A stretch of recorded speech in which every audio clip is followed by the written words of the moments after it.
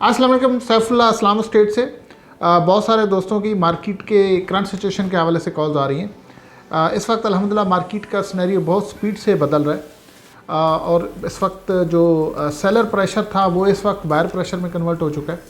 और मैं समझता हूँ कि इस दिसंबर के पहले 2 हफ्तों में तकरीबन बैरियटॉन की सारी प्रॉपर्टीज़ में 10 to 15% की प्राइसेस में राइज अप आ चुका है।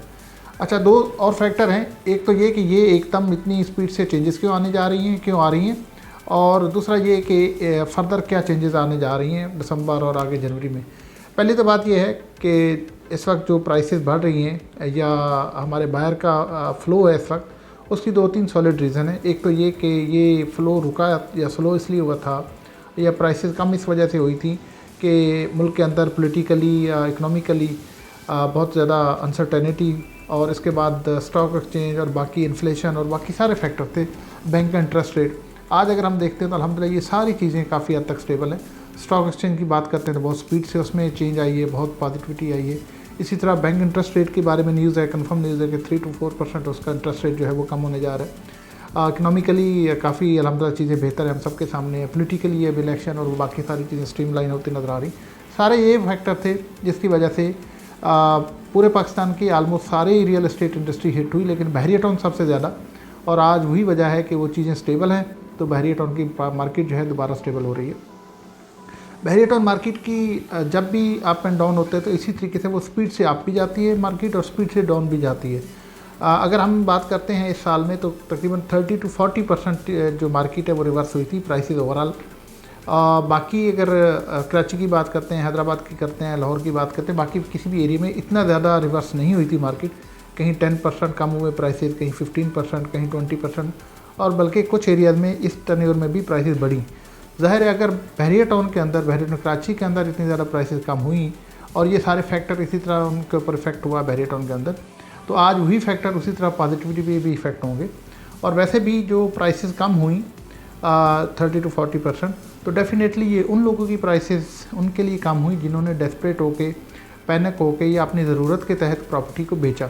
जिन्होंने नहीं बेचा उनके लिए मार्केट कम नहीं है, उन्होंने रिटेन किया और आज अच्छी मार्केट होने जा रही है, तो डेफिनेटली वो उसी रेट को ज़हन में लेके बैठे हैं और उसी रेट पे ही अपनी प्रॉपर्टी को वो सेल करेंगे। अच्छा, 2 चीज़ें हैं कि इस वक्त बायर तो मार्केट में है, लेकिन 2-4 हफ्ते पहले, 6 हफ्ते पहले वाला रेट उनके ज़हन में है, अक्टूबर वाला या उससे पहले सितंबर वाला या नवंबर वाला रेट उनके ज़हन में है, किसी भी प्रॉपर्टी को, विला को लेके, प्लॉट को लेके, अपार्टमेंट को लेके। लेकिन आज ऑन ग्राउंड जो रियलिटी है वो ये है कि 10 to 15% प्राइसेस बढ़ चुकी है। सो ये आज भी एक अच्छी अपॉर्चुनिटी मैं समझता हूँ बायर के लिए। बायर इससे पहले मार्केट में अगर आ भी रहा था तो डिसीजन लेना मुश्किल हो रहा था। आज वो डिसीजन की पोजीशन में है, लेकिन फिर भी ये आइडियल टाइम है कि अभी 10 to 15% का इंक्रीमेंट आया। आज भी अगर वो अपनी प्रॉपर्टी, अपनी जो भी इन्वेस्टमेंट है उसको आज भी अगर मैनेज कर लेता है, ग्रैब कर लेता है, तो वो एक मैं समझता हूँ कि अच्छा डिसीजन है। At the same time seller के लिए भी एक अच्छी अपॉर्चुनिटी है कि उनकी प्रॉपर्टी जो है, उनकी प्रोडक्ट जो 4-6 हफ्ते पहले सेल नहीं हो रही थी, आज वो सेल हो रही है। हाँ, अगर वो रिटेन करता है तो जिस तरीके से पॉजिटिविटी है, जिस तरीके से स्पीडअप है, जिस तरीके से रेट्स बढ़ रहे हैं, तो उसमें और भी रेट बढ़ने के बिल्कुल वादे चांसेस है, उसको और अच्छे तरीके से बेच सकता है। बट बायर के लिए ये ज़रूर मैसेज है कि अगर वो बहरिया टाउन कराची के अंदर इफेक्ट इन्वेस्टमेंट करना चाहता है तो वो अगर नवंबर वाले रेट की प्रॉपर्टी यहाँ पे ढूंढ रहा है तो डेफिनेटली वो बहुत सारी चीज़ें लूज़ कर बैठेगा, क्योंकि हर रोज़ प्राइसेस बढ़ रही हैं। सो ये बढ़ती हुई जो प्राइसेस हैं ये इनफैक्ट जो डिमांड और सप्लाई की वजह से, आज डिमांड बहुत ज़्यादा है। 4 हफ्ते पहले, 6 हफ्ते पहले सप्लाई बहुत ज़्यादा थी। सो डिमांड और सप्लाई की बेस है इस वक्त मेन जो बहरिया टाउन के अंदर इस वक्त प्राइसेस बढ़ रही हैं और स्पीड से बढ़ रही हैं। अच्छा, दूसरी चीज़ एक और है। एक तो ये कि 30 to 40% प्राइसेस बड़ी जो कम हुई हैं पिछले 1 साल 1.5 साल में। एक तो 30 to 40% ये गैप है, और दूसरा पिछले 1.5 साल के अंदर जो इन्फ्लेशन की वजह से प्राइस गैप है वो भी अभी इम्प्लीमेंट ना होना।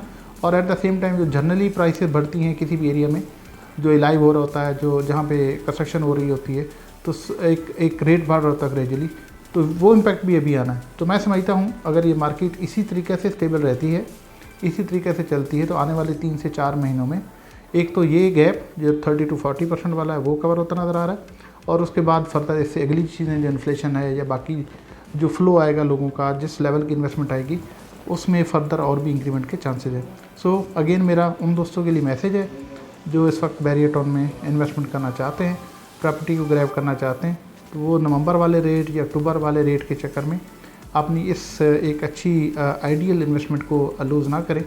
वो इस 10 to 15% जो रेट बढ़ गए इसके ऊपर अगर आप वो बाय कर सकते हैं तो ये एक अच्छी अपॉर्चुनिटी हो सकती है। Thank you so much.